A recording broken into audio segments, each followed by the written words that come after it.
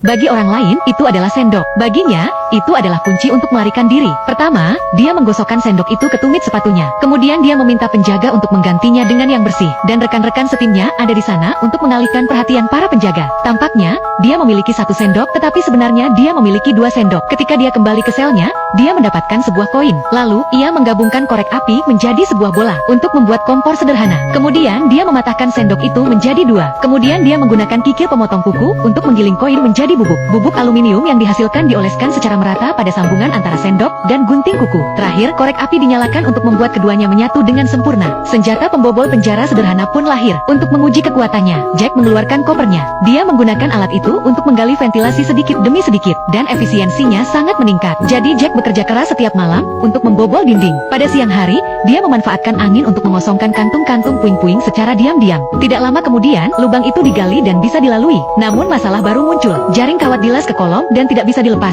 Jadi, saat dia bekerja, dia diam-diam mengambil sepotong besi. Tetapi ketika dia melewati keamanan, alarm berbunyi. Jack dengan tenang menyerahkan potongan besi itu kepada penjaga dan menyuruhnya untuk membawanya kembali ke kamarnya untuk menggantung pakaiannya. Menghadapi permintaan yang begitu aneh, penjaga yang baik hati itu langsung menolaknya. Namun ketika Jack kembali ke kamarnya, dia membalik tumit sepatunya. Ada irisan lain yang tersembunyi di dalamnya. Ternyata itu adalah sebuah pengalih perhatian. Dia mendorong ganjalan itu ke kawat berduri, lalu dia menendangnya untuk melepaskan kawat itu. Kemudian dia membasahi koran bekas dengan air, dan kemudian dia membuat bentuk lubang angin dan mengecatnya dengan warna yang sama dengan dinding untuk menyamarkan ventilasi udara palsu. Jack kemudian membuat kepala tiruan dengan cara yang sama. Dia mewarnainya sehingga terlihat cukup bagus untuk menjadi nyata. Kemudian dia meletakkan kepala itu di atas tempat tidur dan menutupinya agar terlihat seperti sudah tertidur. Dan kemudian tibalah pada bagian yang benar itu membuat kepala tiruan dari koran. Kemudian dia mengecatnya dan mengoleskannya dengan rambut. Kemudian dia meletakkannya di tempat tidur dan menutupinya agar terlihat seperti sedang tidur. Lalu dia menurunkan jaring kawat. Kemudian dia mengebor lubang kecil ke dalam saluran ventilasi untuk mencegah para penjaga mengetahuinya. Aku mengembalikan kawat ke keadaan semula. Di bagian belakang penjara ada pipa ventilasi yang sempit. Jack memanjat pipa itu. Pada saat itu, penjaga yang sedang berpatroli tiba-tiba melihat kepala di tempat tidur. Untungnya,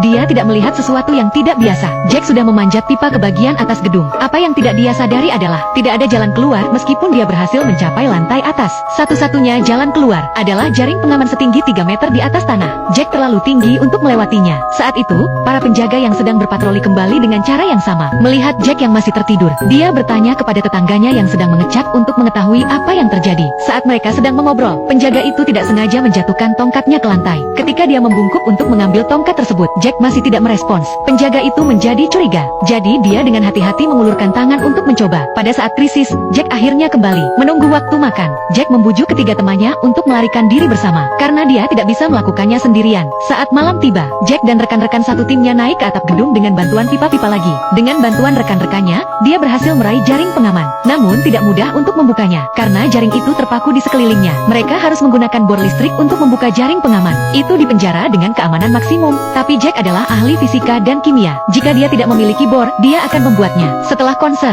Jack memiliki keberanian untuk menaruh kipas angin di kotak alat musiknya. Kemudian dia mengikuti antrian seolah-olah tidak ada yang terjadi. Namun para penjaga tiba-tiba meminta untuk memeriksa tasnya. Ketika Jack mendengar hal ini, dia tidak panik. Dia bahkan secara sukarela menyerahkan kopernya kepada penjaga. Namun penjaga itu melihat wajah panik rekan-rekannya yang berada di belakangnya. Dia memilih yang terakhir, dan keberanian Jack menyelamatkannya dari pembunuhan. Larut malam, Jack pergi ke atap lagi. Kemudian dia melepas baling-baling kipas angin. Dia mengubahnya menjadi bor listrik sederhana. Tapi saat mereka memanjat pagar keamanan untuk membuka paku keling, mereka mengalami kecelakaan.